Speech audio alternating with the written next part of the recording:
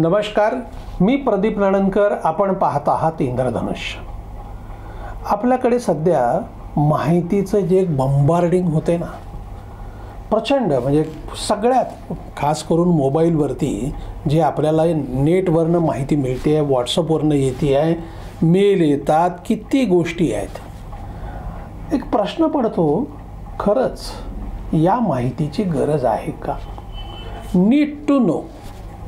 आता असा जर कोणाला प्रश्न विचारला तर आश्चर्य वाटेल, अरे असं कसं, माहिती तर पाहिजेच. बघा, कुठलंही म्हणजे मनुष्याचं कसं आहे, त्याचा विकास जो आहे ना, तो त्याच्या जन्मल्यानंतर आजूबाजूला काय घडतं याची त्याला माहिती मिळत जाते, त्यातूनच त्याचा विकास होतो. म्हणजे विकासासाठी माहिती ही आवश्यक आहे. आणि आपण अगदी लहानपणापासून मुलांचा सर्वांगीण विकास व्हायला पाहिजे. व्यक्तिमत्व चौफेर असलं पाहिजे. सगळ्या गोष्टीची त्याला माहिती असली पाहिजे. कला आहे, संगीत आहे, चित्रकला आहे, फोटोग्राफी आहे, वाचन आहे, लेखन आहे, वक्तृत्व आहे, सगळ्या विषयाबद्दल त्याला रुची असली पाहिजे. सगळ्या क्षेत्रात त्याला माहिती असली पाहिजे, आपण सांगतो. आणि बघा आता काय होतं आहे, ह्या सगळ्या क्षेत्रातली माहिती येऊन पडत असते. होतं काय, माणसाचा जो मेंदू आहे, असं बालरोग तज्ज्ञ सांगतात किंवा मेंदू विकार तज्ज्ञ सांगतात की वयाच्या 6व्या वर्षापर्यंतच मेंदूचा विकास होत असतो. आणि तो विकास देखील तुम्ही कराल तेवढा. म्हणजे ते जे आहे ना, ती जे हार्ड डिस्क आहे त्याची कपॅसिटी प्रचंड मोठी आहे. 6 वर्ष वयापर्यंत तुम्ही त्या हार्ड डिस्कवरती जे जे टाकाल ते बसेल. त्याच्यानंतर फार काही होत नाही. असं म्हणजे आता माहिती आणि ज्ञान यातला फरक आहे. माहिती येऊन पडते, ज्ञान आणि माहिती हा मूलभूत विषय आहे. आता नीड टू नो म्हणजे गरज आहे का या माहितीची, हा जो विषय आहे ना, यातनं आपण, मी म्हटलं की अलीकडच्या काळामध्ये ह्या ज्या सगळ्या गोष्टी व्हायला लागल्या, ती तुमच्या प्रत्येक ठिकाणी माहिती येऊन आदळते, अक्षरशः आदळते. मग ती येणारी माहिती ही योग्य आहे का, ती विश्वासार्ह आहे का, त्याची सत्यासत्यता काय आहे हे आपण पाहतो का? म्हणजे बघा, साधारणपणे 99% लोक कशावर आधारित असतात? गुगलवरची माहिती. गुगलला सांगितलं आहे, पण गुगल काय करतं, तुम्ही त्याच्यावरती माहिती जी काही लोड करतो ना आपण, तीच माहिती ते सांगत असतं. ती अशी लोड केलेली माहिती ही बरोबर आहे का चुकीची आहे हे कोणाला माहिती आहे. त्यामुळं गुगल जे सांगतं ते खरं असं आपण गृहीत धरतो. प्रत्यक्षात ते खरं असतंच असं नाही.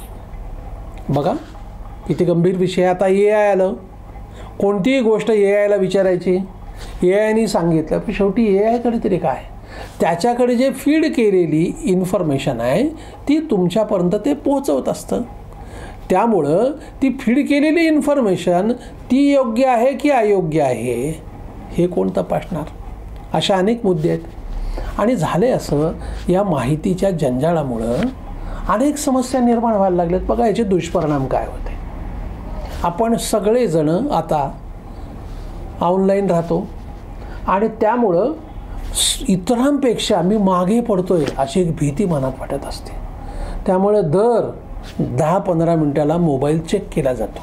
व्हॉट्सअपवरती नवं काय येऊन पडलं आहे, जगात काय घडलं आहे, समजा कळलं तर काय होणार आहे आणि नाही कळलं तर काय होणार आहे. या अस्वस्थतेमुळं चंचलता वाढलेली आहे, अस्थिरता वाढलेली आहे. आपण मागे पडू ही भीती निर्माण होती आहे. नैराश्यामध्ये पण लोक चालले आहेत. अक्षरशः तासनतास लोक मोबाईलमध्ये अडकतात आणि यामुळं क्रयशक्ती कमी होती आहे. होतं आहे कसं की आपण जे काही काम करतो, कनेक्ट, आपण मोबाईलच्या मार्फत जगाशी कनेक्ट राहतो, हे चांगली बाब आहे. पण आपण आपल्या कुटुंबाशी, आपल्या नातेवाईकांशी डिस्कनेक्ट होतो ना. म्हणजे कोणी तुम्हाला काही थांब जरा मी कामात आहे, असं काय महत्त्वाचं काम असतं? खरंच 24 तास एवढं महत्त्वाचं काम असतं का? मग आम्ही यातून दुरावतो आहोत. म्हणजे अनेक कुटुंबामध्ये जेवढे सदस्य तेवढे मोबाईल आणि प्रत्येकजण आपापल्या मोबाईलमध्ये अडकतोय। याची खरी गरज आहे का? आत्ता हा मोबाईलचा वापर हा अनेक मोठा विषय आहे। आणखी आत्ताचा माझा विषय जो आहे केवळ मोबाईलचा वापर एवढा नाही आहे, एकूण माहितीच्या आदळण्यामुळे होणारे दुष्परिणाम काय आहेत। आमचा आत्मविश्वास हा कमी होत चालला आहे, स्मरणशक्ती ही कमी होत चालली आहे, कारण कुठलीही गोष्ट लक्षात ठेवायची गरजच नाही ना, काय मोबाईल काढा मिळेल। म्हणजे आपल्याला जर आठवत असेल लहानपणी पाढे म्हणून घेतले जायचे, आवटकीपर्यंत पाठ असायचे, रोज परवंचा होता, असा परवंचा आता होतो का? कारण मुलं काय म्हणतात, काही गरज नाही ना हो, कशाला पाहिजे, लगेच कॅल्क्युलेटर काढलं की होतं। आता कॅल्क्युलेटर वेगळा घ्यायची गरज नाही, मोबाईलमध्ये कॅल्क्युलेटर असतो। म्हणजे यातून आम्ही लक्षात ठेवलं पाहिजे, स्मरणशक्तीचा विकास व्हायला पाहिजे, स्वतः एकदा चेक केलं पाहिजे ना, अरे काय आपल्या मेंदूची अवस्था, हा इतका भरला आहे ना माहितीने, आम्हाला वेळच नाही। बरं डिलीट, आता तुम्ही बघा कॉम्प्युटरमध्ये हार्ड डिस्क भरली तर आपण डिलीट करतो, डिलीट ऑप्शन आहे आमच्याकडे। हे डिलीटचं ऑप्शन माहितीच्या विषयात आहे का नाही? परमेश्वर कृपेने जे एक विस्मरण आहे ते तेवढंच, पण ज्याची गरज नाही अशी माहिती आम्ही उगीच सांभाळून ठेवतो, ती न तपासता, सत्यासत्यता मी म्हटलं ना त्याची न तपासता उगीच भरून ठेवतो।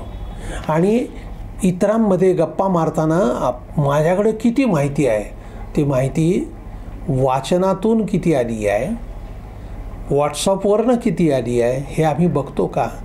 व्हॉट्सअपमध्ये आलेली माहिती आणि माझ्या वाचनातून आलेली माहिती यात काही फरक आहेत का? आता किती आहेत?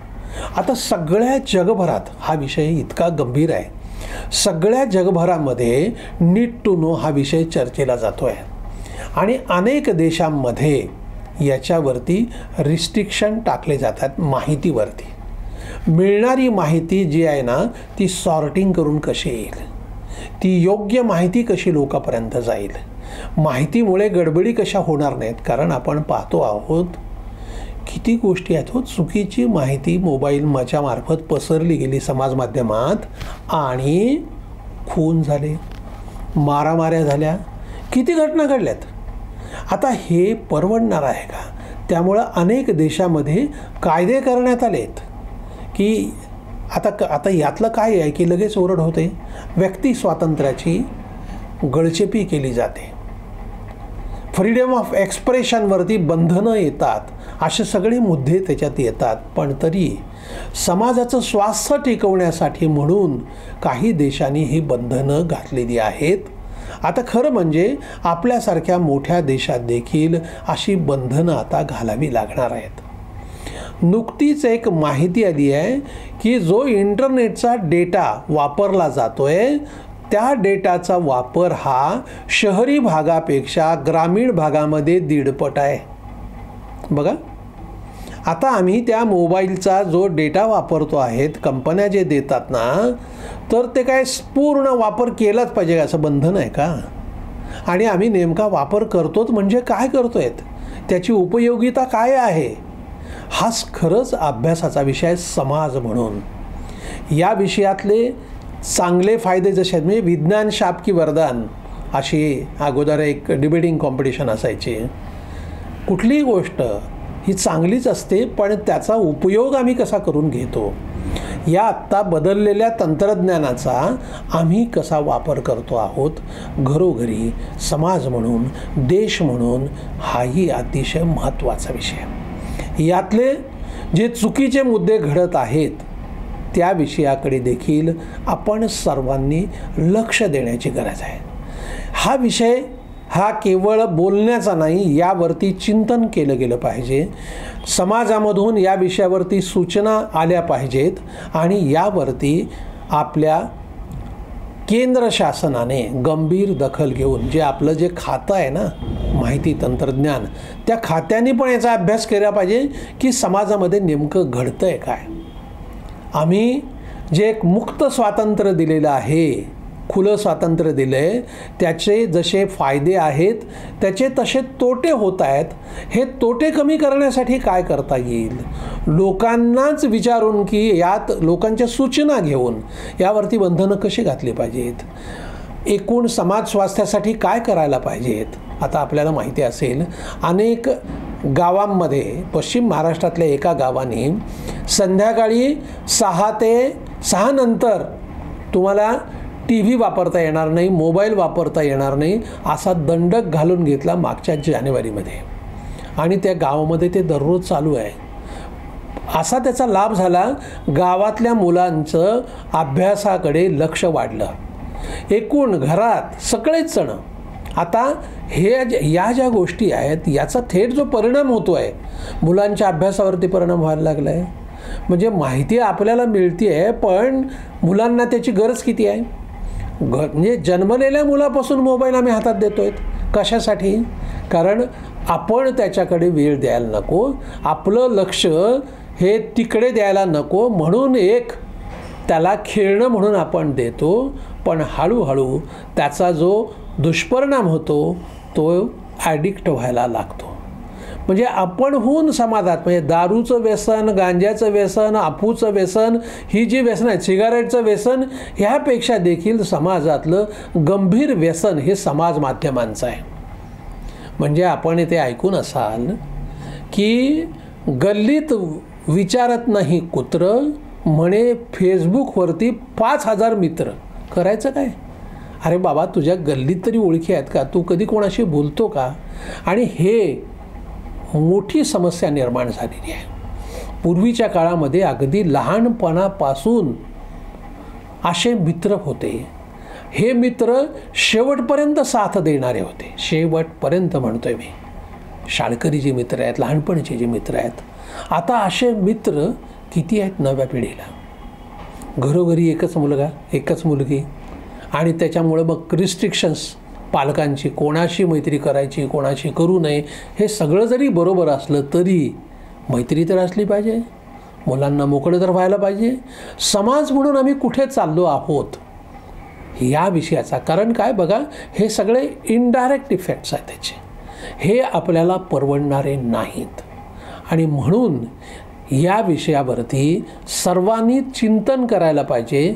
हा विषय गंभीरपणे घेऊन घरोघरी आपल्याला या विषयामध्ये काय करता येईल, एक कुटुंब म्हणून समाज, गाव जे ठरवेल ते ठरवेल, कुटुंबात मला काय ठरवता येईल, कुटुंबाचं स्वास्थ्य चांगलं राहावं यासाठी मला काही नियोजन करता येईल का, असा घरोघरी जर विचार झाला तर त्यात नक्कीच सकारात्मक बदल घडू शकतो.